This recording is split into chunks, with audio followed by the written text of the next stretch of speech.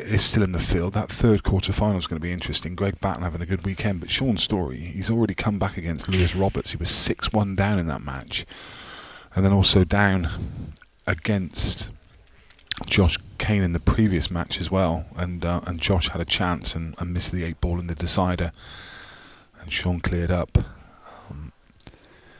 It's a well balanced last 4 matches, really. The last 8 players.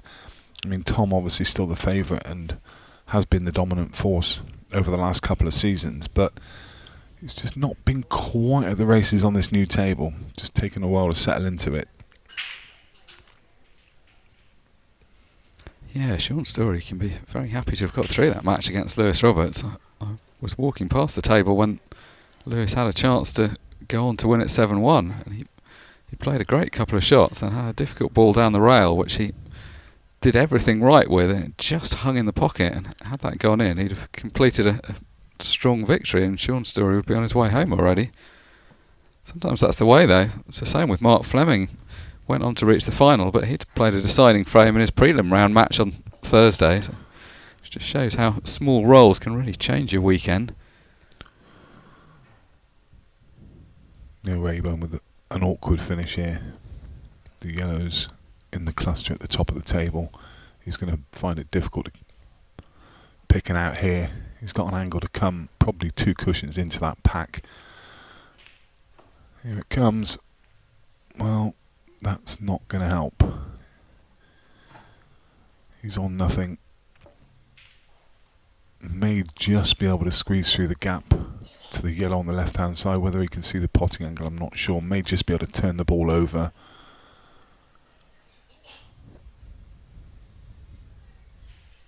It looks like he's just going to sit on these yellows. Needs to hit it with a bit of pace just to get a ball to the cushion. Yeah, that's pretty good from where he was. He's left the red through the gap, but he's left some work to do for Tom.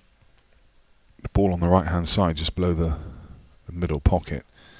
That's about as horrible a place as you can leave a ball on these tight tables. There is a ball next to it that Tom can use to move it out, but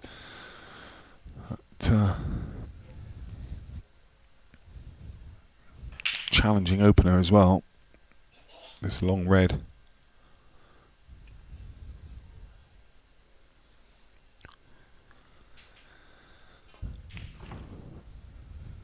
Yeah, cue ball just slides off the first rail. Let's try to get across and get onto that side cushion and knock the red out. It's just come below. He will have another chance.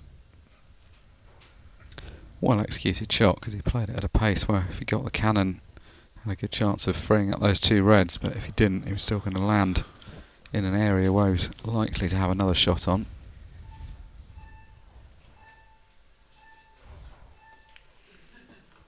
Both players have already used their extensions.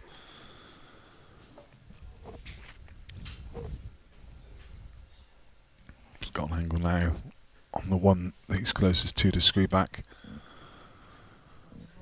to start thinking about what he's going to do on those 2 reds on the right hand side. Wants to be, he's going to take it on now, which surprises me. I thought he would have taken the one to top left and just tried to get the cue ball a bit better, because he's hampered here. He's got a nice angle, he just needs to drop it in, but oh, that's a very good shot. Used the whole pocket, wiped its feet on the way through, but it drops, and now he's in prime position.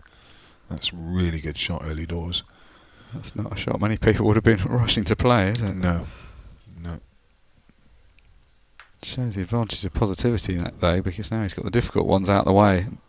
He left that ball, the ball that he's going to pot next is the one we were saying he may have taken previously. Makes it much easier to connect the rest up, the fact it's still on the table. Just a fraction of the wrong angle here. You saw that, left the cue on the table, and it's just because he's finished probably only about an inch short of pace. But now he's pushing towards the yellow. He's probably going to have to cannon the yellow, and he's looking to see whether the red does pass the 8. This makes it much more difficult because if he's an inch further to the right hand side, he can just run the cue ball through. And he did have to give it a nudge, and now he's going to have to play. Well, I say he's going to have to play a double. Is the yellow in the line of the double? No, it is, so he's going to have to play a treble. The treble affords better position onto the other red, but it's a much harder shot to judge. Yeah, it really is. They tend to just straighten up a little bit off of the... Depends on the pace you hit them. If you give it any pace at all, it'll straighten up off the second bounce. Expect this one, if it's going to... Yeah, I was going to say, if it... Oh, goodness me, Tom. Look where the cue ball's gone as well. Ouch. Yeah, it looks a good fluke for a moment, and then your eye's drawn to where the cue ball's finished at. Yeah, I was going to say, if it's going to miss at all, it'll be to the top knuckle. And it was so far to the top knuckle that it hit the yellow and went in. It's not actually an easy snooker to get out of. Wow, almost a miracle finish there. Almost found a way. And actually hasn't left it quite as bad as he might have done, all things considered. I think we could possibly see Neil nudge the yellow off of the side cushion. No, he's going to go. Surprised. I thought he might just take the yellow off the side cushion and hide the cue ball in behind the yellows, but I think he just thinks that attack is the best form of defence here. Doesn't want to give Tom an opportunity to come back to the table with a one cushion escape.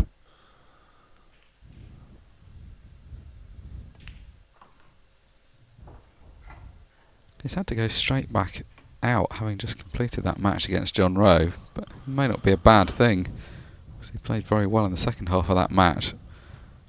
Seems to be in a good place. I think he was looking forward to just getting back out on the table, especially as he had a day off on Friday, lost in the second round on Thursday, so a bit of a break before this tournament started. Oh, as we see a ball hang, I don't think you can believe that hasn't gone in. How has that not dropped? That's crazy. I mean, it looked to the far knuckle all the way, but he played it at the right pace where you thought it had to take it, and that really does. That highlights the difference between this and a Supreme table, just in that one shot, because that goes all day long.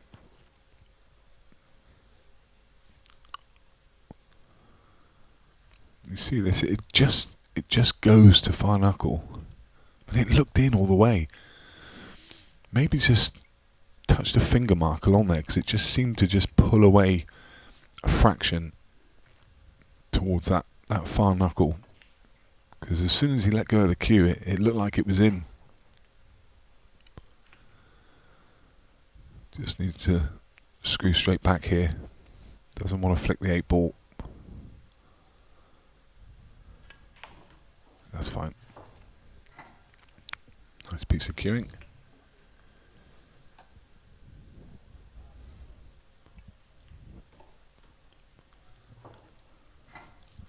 Neil Raybone, after a bit of a scrappy frame, both players had a chance, and it's Neil that takes the opening frame. We saw the culmination of Challenger 1 and Challenger 2 last night. Challenger 1, Rob Dagnall, an absolutely dominating performance over Stuart McCulloch, winning 7 frames to 2. He was sublime yesterday, and if he makes it into the Pro next year, he is going to be a force to be reckoned with, because he was fantastic.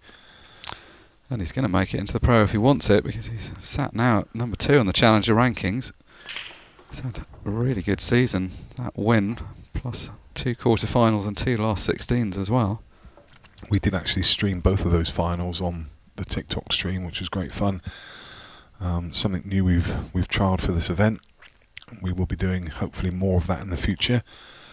And we also watched the Challenger 2 final, which was Mike Logan against Charlie Ripp. Charlie Ripp winning that one 7 frames to 5 in a tighter game. The Challenger now, well, the last few games of the final 32 being played out. Rob Dagnall there again in the last 16, looking for a double.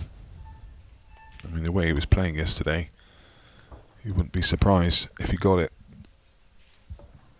Brad McCulloch is still there as well, having yet another deep run.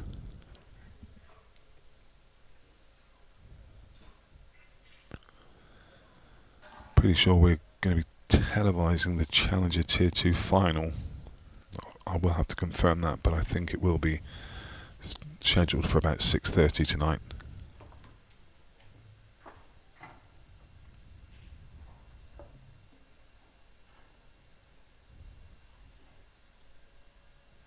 Lots of action still to come today. This event will be playing through the 4 quarter-finals back-to-back now, then we'll be back tonight with the semis and final.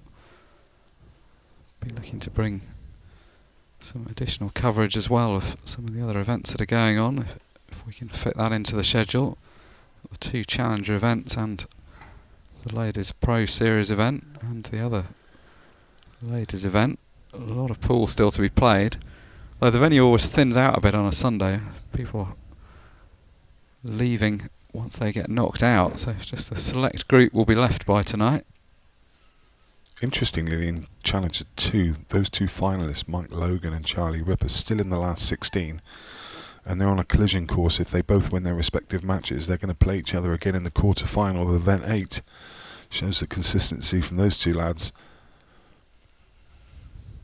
It's so tough as well in those Challenger matches, slightly shorter races to 6 not 7 in the pro section, plus just the number of matches you have to win. It doesn't really matter how good a player you are, there comes a point when just the sheer volume of matches, you're going to have some bad run against you at some point. Oh, as we see a great shot there from Neil Raybone to open up the 8 ball. Good start from Raybone, second frame on the board.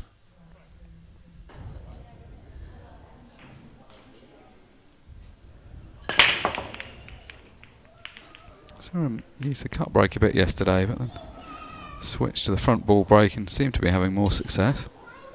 Not so in this frame though. Good contact as always, and no shortage of pace.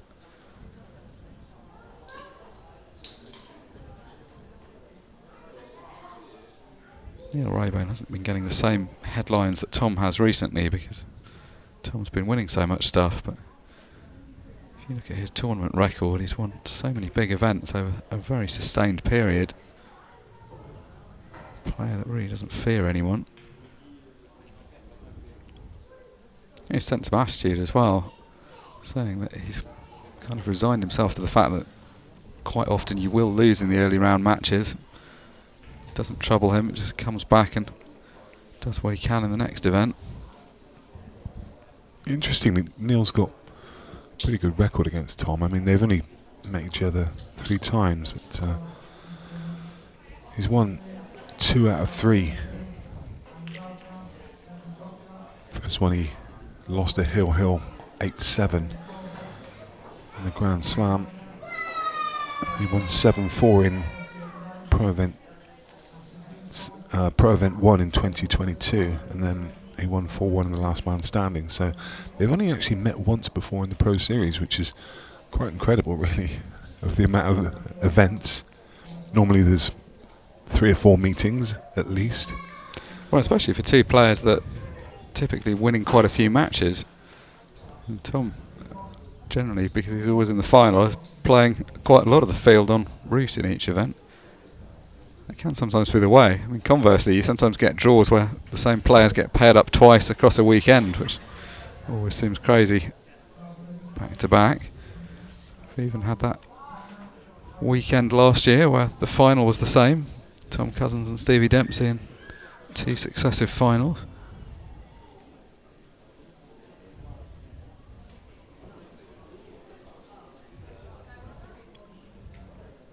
If you look at their match stats in terms of the win-loss percentage, Neil's above average on 56%. Tom has an absolutely astonishing record. 224 matches played, and he's won 3/4 of them. Exactly a 75% win rate, which is quite phenomenal. It just shows his consistency. I mean, obviously, we know how many events he's won, how many trophies he's lifted, but that that stat just backs it up. It's incredible. 75% in this field. 75% is a really high number as well. It may not sound it. You may look at Tom Cousins and think, well, of course he's going to win most of the matches he plays. But it's surprising. Small deviations from the 50% mark, up or down, can make a massive difference to how far through tournaments you go.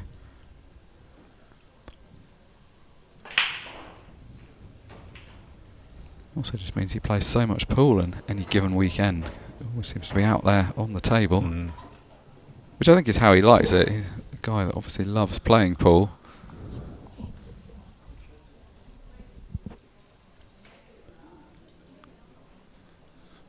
Speaking of playing the same players, he didn't quite have the same player, but he had the same family. Mark Fleming, first match of event 7. Ryan Fleming, first match of event 8. Yeah, Ryan took him close. Just a reminder of Tom's route through to this point. The aforementioned Ryan Fleming just edging him out 6 frames to 5. Then he played Hitan Patel, beat him 7-2, and close game in the last 16 against Chris Day, 7 frames to 6.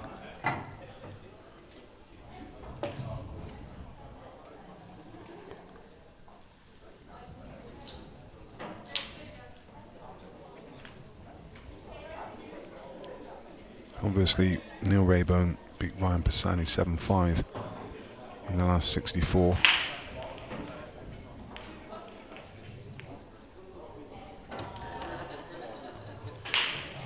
Then Tom Jones, same scoreline, 7-5. And then in the last 16, beating John Rowe by the same scoreline again, 7-5. He'd love to take more of the same here. It's a super developing shot from Tom. He plays it so well. I've always said it, I think he's one of the best players on the tour at developing balls. I think it's one of the massive strengths of his game. Doesn't matter where the ball is, he always seems to manage to get it out, and not just get it out, control it as well. And always seems to have a plan right from the start for clearance. Some people pot a few balls and you can't quite see where they're going, and you're not sure if they quite know. Whereas with Tom, he never goes for a clearance unless he's got a clear vision for how it's going to end. Just get through to the low one of these 2 balls, which is a bonus.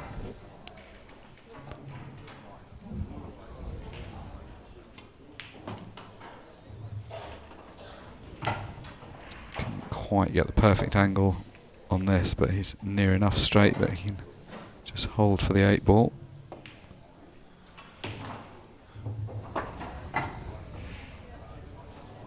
Watched his opponent take the first 2 frames, but he knew it wouldn't be long before Tom opened his account. And with that 8 ball, he gets his first frame on the board. Join us over on TikTok. There's already a huge following over there. We had something crazy even just for the tier 2 yesterday. Over 20,000 views. It's a good community building on there from all around the world, and it's good fun to watch as well. Just a little bit more light-hearted, bit of interaction with the chat box, which is always fun. Unlucky there from Neil. And Tom will be licking his lips. Reds look okay. Yellows, looks like he's choosing those. I think you can make a case for either. I mean, my first instinct was reds, but you can understand why he's going for yellows here. That's no good. He's come up way short of where he needed to be. I mean, having ball in hand and falling that short of position is... he's scratching his head. He's not quite sure what happened there. I don't know whether that was a kick or what happened. That was really odd.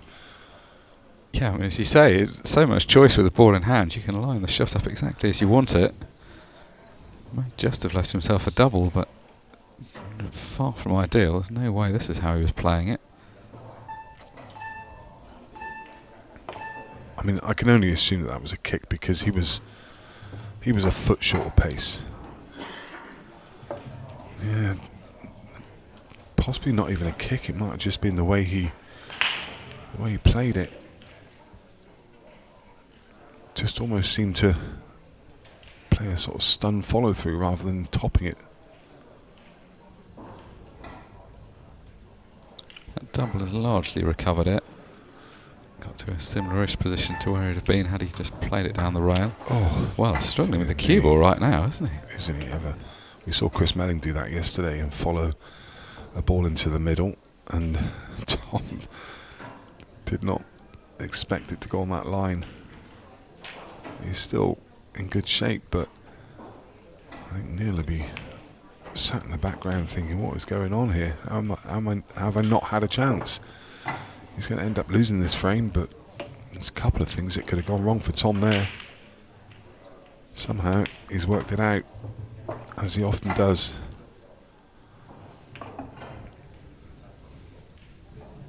Yeah, from a casual look, you'd have said this clearance has gone fine, but actually, a couple of shots not really as played. He's just had to recover it. Recovered it well, though. So, 2-2 now. He's got just such a great mental approach to the game. It's another one of his great strengths. Plays so well under pressure. And just brushes off everything. Something goes wrong, doesn't matter, still won the frame, get on with the next. I think it has to be yellows here just because of the red at the top of the table. On the right hand side, the ball doesn't go anywhere, and also the red just adjacent to the 8 ball is a bit aloof as well, so yellows it is.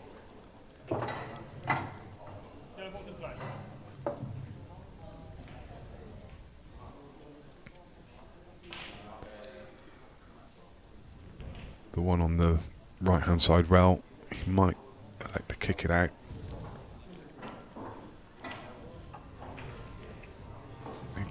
He's got the option just to land on it, but he's also got a couple of balls that he could use to kick it. In fact, he's going to double it now.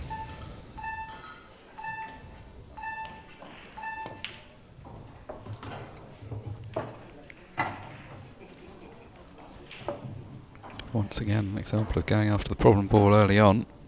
Now, relatively plain sailing from here. Shows the mindset too, just absolute confidence to go and knock that double in. I'm not actually convinced that he played up to get onto the double, but once he got there, he saw he had the perfect angle and thought, well, I might as well take it now. Not afraid to play the right shot. Sometimes with less experienced players, you see them saving up the difficult shots for later on because they don't want to fall over early in a clearance. If it's the right shot, Tom plays it when it needs to be played.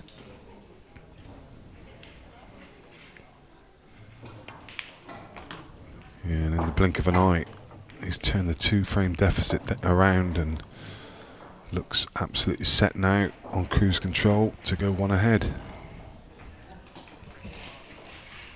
And this is how the man can change the game. Neil has done very little wrong. Got kicked in off in the previous frame.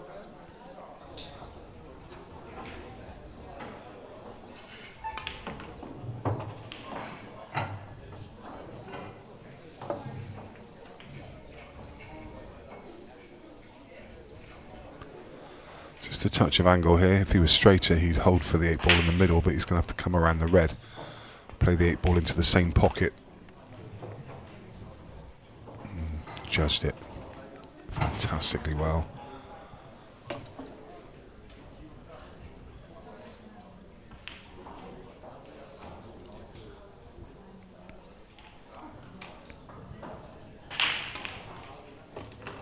So, 2-0 deficit does turn into a 3-2 lead. So, frame 6, now a single frame behind.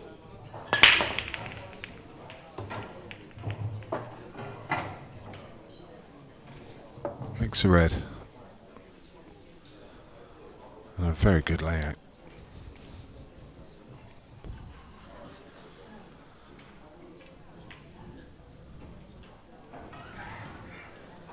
And they actually link up pretty well.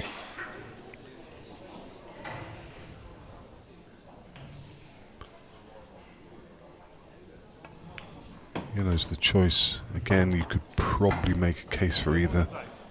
I just like the pattern a little more on the yellows, and maybe just that yellow on the right hand side being the deciding factor. Not an easy ball to land on.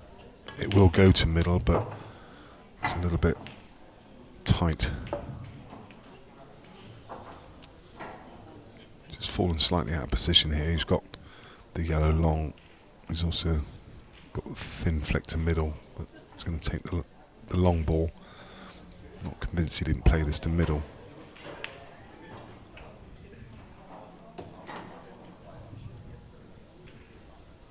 He's back in good shape now. Yeah, this is just what he wanted. Nice layout on these yellows to get back on level terms.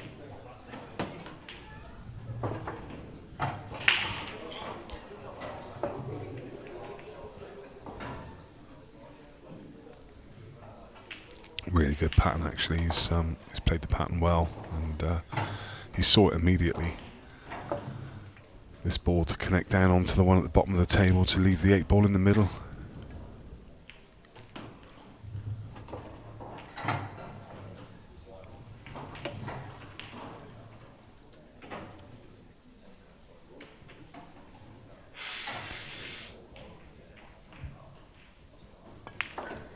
So I saw Neil in action in the Pairs Cup in the very first week of the event, playing with Andy Blurton.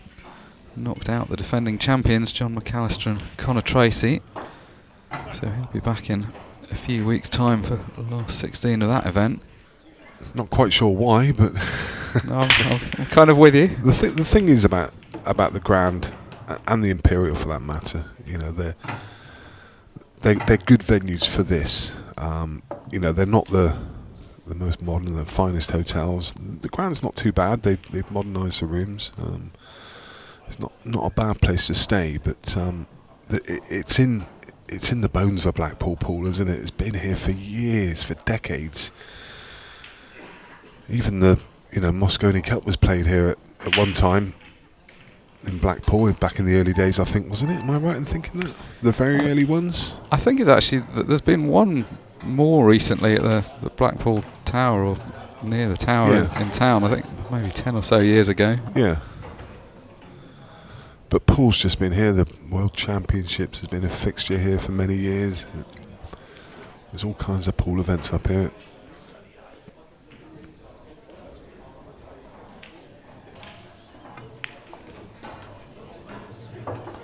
Yeah, I mean, everybody's been making the pilgrimage to the World Championships up here for so many summers. It's like a rite of passage in late June, early July. Nice time of year to be here. You'd have to say there is a seasonality about Blackpool. Being here in the summer is probably a little easier than coming here on a snowy February day, as I've done a few times as well over the years. I've got to say, it was there's a couple of moments this weekend. I think Thursday morning I woke up early and I was looking out the window sat at the desk looking at the window about 7:30 in the morning. The sun was shining and my room's on the 7th floor looking straight down the promenade looking at the tower, and I just thought it looks really nice from up here. And then last night I heard a load of commotion outside the window as I was upstairs, opened the curtain, and they had an absolutely monstrous firework display, and it apparently was it's the World Championships of firework displays, and it was the Finnish entry yesterday. It's over a number of weekends. It was one absolutely phenomenal display, as you'd expect it to be, and there were people lining the prom. There were cars, literally a line of cars down the road, nose to tail, just all stopped watching it. And it was amazing because all the illuminations are there, all the lights are up, the Blackpool Tower's lit up in the background, and a huge firework display off of one of the piers. It looked amazing. Not many times I've said that about Blackpool. No, famous obviously for the illuminations, and they've been holding the fireworks championship for for a while. I remember they had it on when we were here last year. Went down to where the fireworks were going off. An amazing crowd in town. The roads were packed. Some friends coming over to watch the pool, and they were saying how long it had taken to drive over. Everybody coming over from the north of England along the motorway to Blackpool. The town was absolutely rammed. In the meantime, Tom Cousins mopping up another frame from the break. These players are both firing on all cylinders.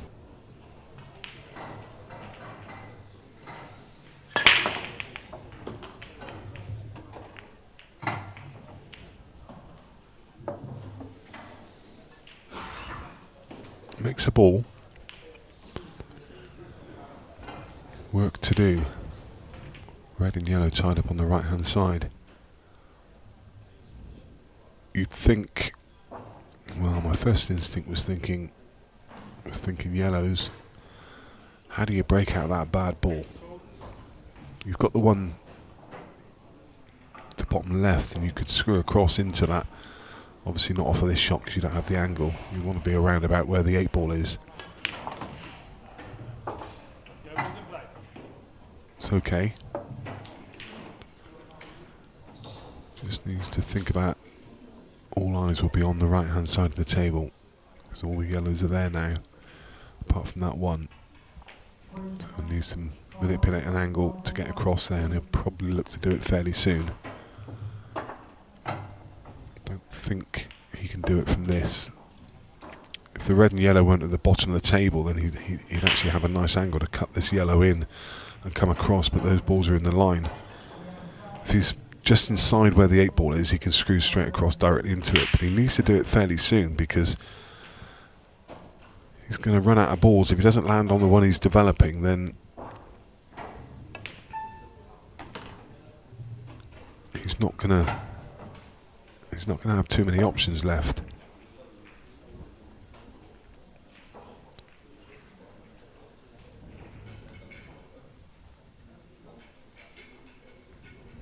Been forced to leave it relatively late in the pattern just because it didn't really have an easy route. It made sense to tidy up at the top of the table first. Yeah, he's looking exactly the angle that he wants.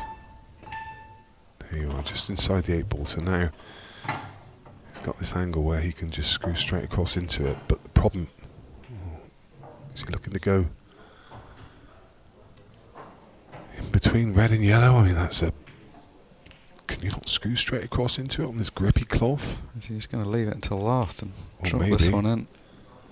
Just trying to leave an angle on this last ball. The risk was, though, obviously he's missed the pot anyway, but the risk was if you don't leave the perfect angle, then you have no shot on. Yeah, and he was looking to come up and cannon the red out the way, and the angle that he left, he was really thin on that as well. Anyway, I think the problem with playing at the previous shot was that it was going to be hard to cannon it, and you'd have to land on that ball. Have to land on it, yeah. Never going to be on the other one. Yeah. And therein lies the lesson. I mean, we say it so often that you have to deal with those problems as early as you can in the clearance. And in fairness to Neil, he wasn't able to manufacture an angle to deal with that any earlier in the break, so he had to leave it as the last shot. But often when you do, that's when you come unstuck. Yeah, there are times it's just bad decision making. That time it was just that was the problem with the finish, and there wasn't really a better option. I think we're going to see a little snooker here. Just running behind the red. Oh, that's a bit clumsy. Yeah, big difference behind the red and out the side of the red. I mean, it's not an easy shot. You've obviously got to hit a cushion, so those kind of touch snookers in behind balls are never quite as easy as they look. I think Neil's just looking now whether he can thin off the yellow to the right hand side and just run up in behind the other yellow on the side cushion. He wouldn't leave anything. I mean, even if he just sits on top of the yellow, he's not going to leave too much anyway. He's maybe left that red at the middle. I think I prefer going the other way, because if he's further across on the right hand side, all Tom had was a combo red onto yellow. Doing it this way, he's left the red to middle. Tom still may not go after it. I think he's just going to clip out the red on the right hand side, just get it out into the open and try and hide the cue ball at the top. No, I don't think you can't do that with the yellow hanging over the pocket. I think he has to go aggressive here.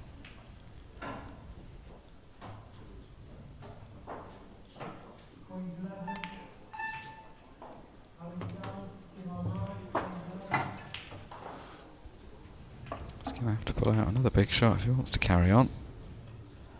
Yeah. Double the red that he's currently on, but that's obviously all the eggs in one basket. The problem is there's nowhere to hide. Because even if you do get a snooker on that one over the bottom left, the one cushion escape, it's pretty easy to hit it, and it goes in. Well, the snooker he has, that's a better snooker. And actually, he's taken out the one cushion option. And I'm not sure there's a two cushion option there either.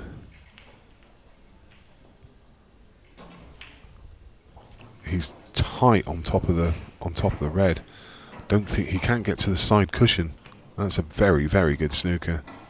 Yeah, and it needed to be, because it was the kind of position where if you do bail out and try and go for the snooker and you don't get it perfect, you highly like to lose the frame.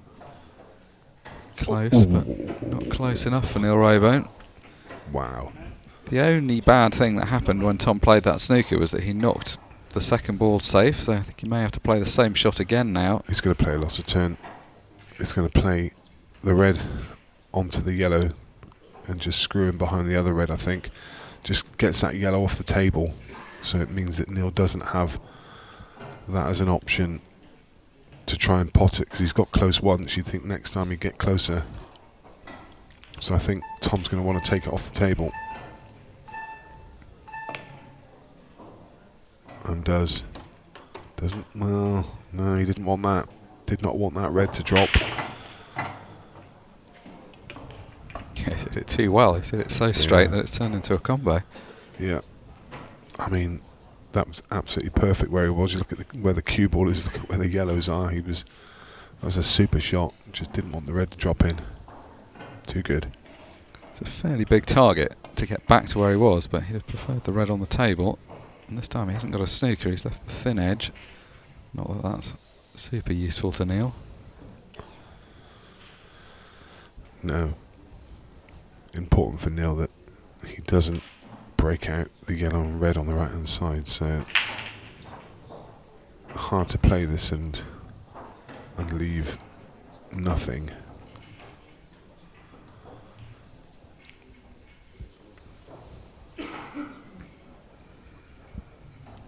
Well,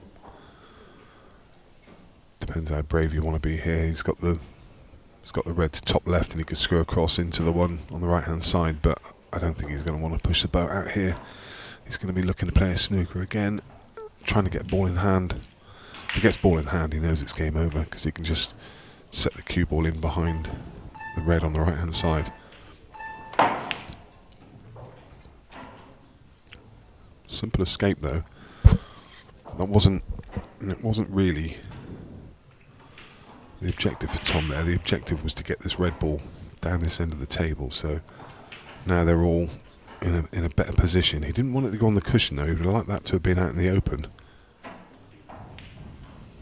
Yeah, he was hoping it would hang around somewhere near that corner pocket. It's not that useful where it currently is. Not difficult to hit. Oh, I'm not convinced he wanted to play into that yellow. I think he was trying to go past it, surely. Yeah, I think he must just have hit the wrong ball. Yeah. It can't have been, well, I mean, unless he thought he could cut it. I don't think he could have potted it, could he, from where he was? There's no way you wanted to hit that yellow, surely. But then, given the pace he played it at, I don't know. Maybe he did think he could clip it in. Maybe, yeah. Maybe. I thought he was just going to play and drop down onto the yellow at the bottom with it. Try and get behind it and cover the one to the bottom left. But I guess he just thought it was time to have a slap at it. Well, I think the logic being that he was just getting into a progressively worse position if he didn't make something happen. Yeah. Tom was just improving his balls to the point Neil was going to lose inevitably anyway. Tom's still got to play a shot here, though. I think he's got to take this long. He's got to take it into the top left, which is a tough pot, and try and develop the red at the same time. That could have come out a bit nicer. It's not terrible. It's a long straight one to top left, but it is a bit of a tester. He does play these so well, though. Don't expect him to miss.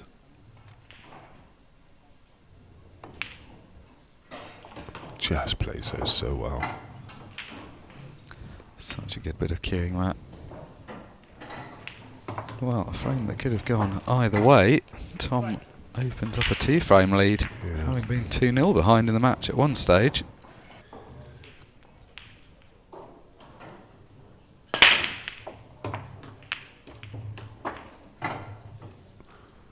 Another monster break from Top Cat.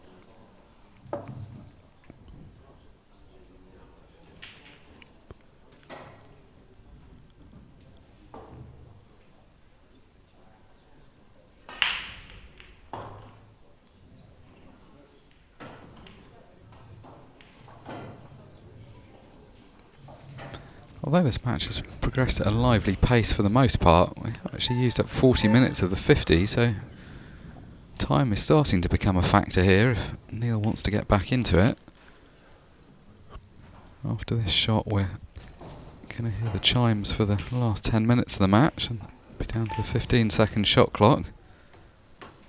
If that just played quick enough, he can have one more 30 seconds and then he'll be down to that. Not so much a factor for Tom, because when you're ahead in a match, the time pressure isn't felt so much. That chime in the background signifying the 10-minute mark.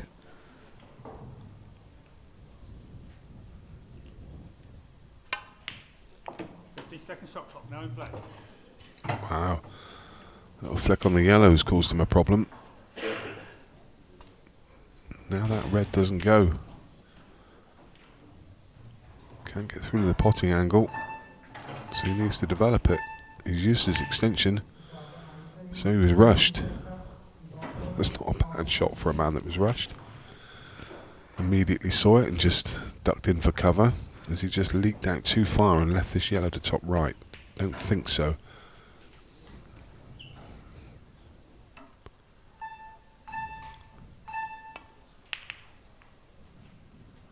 Oh, I wanted the yellow to sit.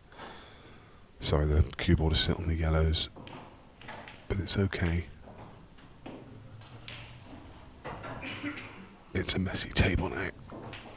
And that plays into Tom's hands. One good thing in that shot from Neil's perspective, he got a yellow over the left-hand side of the table, which may be useful to him, and I think he's going to be able to see it here. Yeah, I think he has to play this shot as well. 8 minutes 30 left on the clock. I think yellow cushion first into the red. Red into the yellow could open up everything here. Conversely, if he gets it wrong, it opens up everything for Tom. Oh, he's on one. That's come out absolutely perfect. Yeah, he's played that really well, hasn't he?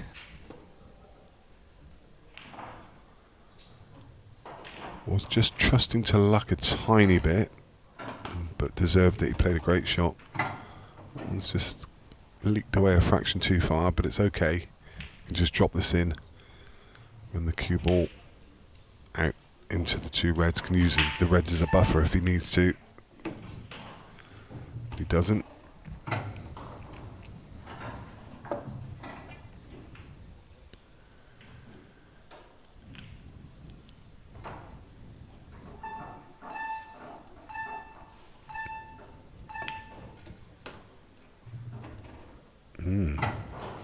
Yeah, it's okay. I thought he just finished a fraction straight, and straight was no good there, but he's got an angle that he can punch out. In fact, he didn't even bother, just took his medicine. I think a lot of players would have just tried to spin that cue ball a little bit further down the table.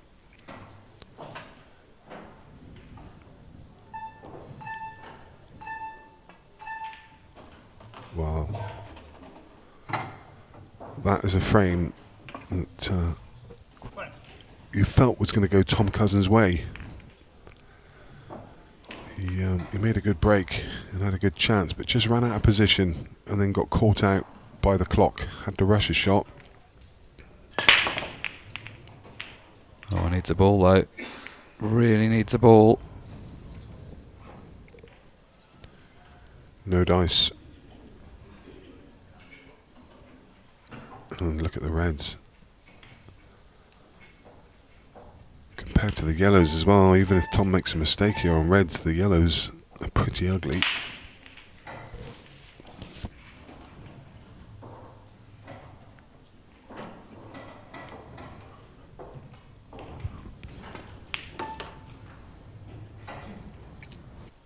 What a horrible time to go dry. Yeah, especially after having the momentum of the good clearance in the previous frame.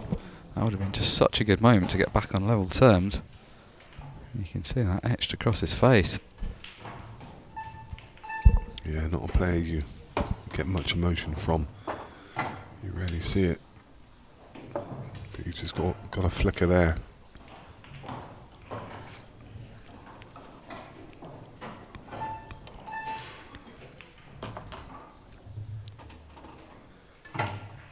Left a nice angle just to run across the face of the yellow to leave the red in bulk into the same pocket.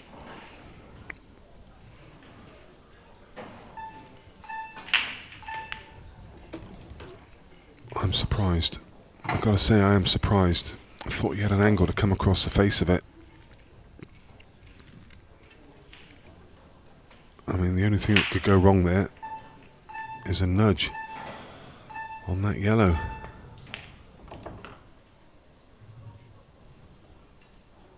It's still not going to come far enough. He's going to have another go. Or is he on it? Is he on the potting angle? He is, you know. Wow. Well, he created himself a problem, but he's been so good at getting out of problems through this match. And he's left, I mean, he's pretty straight, but I think he's just left a trace of an angle. Yeah, he has, you know, just to be able to punch across. Wow.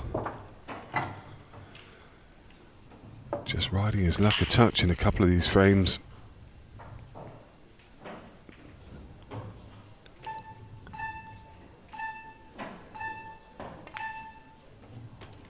Well, what a clearance in the end from Tom. Looked like it should be routine. Ended up knocking a ball into an awkward spot and then had to really work to get it. If Tom was to come up dry or go in off, there would be time for Neil to get into it, but if he makes a ball, it's hard to see much future. Well, he's made 3 balls. Is he going to make a ball? Yes, it's Tom Cousins. I mean, Did almost make the cue ball. That was a glimmer of hope for Neil. absolutely brutal break. Huge. Sensibly calling his extension. Very happy now to waste a bit of time. Yeah, I think he's got a nice angle on the one top yellow to just come across and can the red out of the way and leave himself on the only ball that's really going to cause him a problem. Just cushion first into the back of the red, or just promote the yellow on. I mean, it went in. That's equally fine because I'm pretty sure he's on the other yellow at the top of the table. If not, he's got a long one to bottom left. If he's not on the one at the top of the table, it's one that he's going to have to come back for. So, will that cause him a problem? Will that cause him a problem? Well, that's a delightful kiss. Now he can come across and leave a nice angle to come back up table. In fact, don't think he's going to try and get back up off of this one. He'll leave the ball to the middle now to land on the one at the top of the table. He's got a nice angle here. Probably just wants to come up inside the 8 ball, just come around the 8. Just leave himself kind of on the line of... Oh, he's screwed up inside it. He's come right up table now. Didn't need to use the ball over middle for transition. This match effectively won already, because even if he does miss a ball now, 2.5 minutes remaining, very hard to see why Neil's going to get 2 clearances in that time from. And Tom is still batting in this one. It's very good. It's been a good performance, this. Good standard from both players. Yeah. Playing that ball at that pace and coming up and down the table, just missing the red at the bottom of the table. I mean, he's using the whole clock now just to try and burn it down, because he knows whatever happens, he's going to have a very tough 8-ball. But if he misses it, there's only 2 minutes left on the clock, and that's the reason for just burning it down. Neil grabbing his cue, ready to jump out of the table, jump out of his chair if Tom does miss this. Was there ever any doubt? Neil forlornly grabbing his cue in the background in the hope that Tom might miss it, and he pulls out an absolute monster of a pot. Brilliant. What a way to end what was a very high quality match throughout. Neil Raybone played his part in that. Ultimately came up against a man in form, as Tom Cousins so often is. We'll take a quick break. When we come back, we'll grab a word with our winner.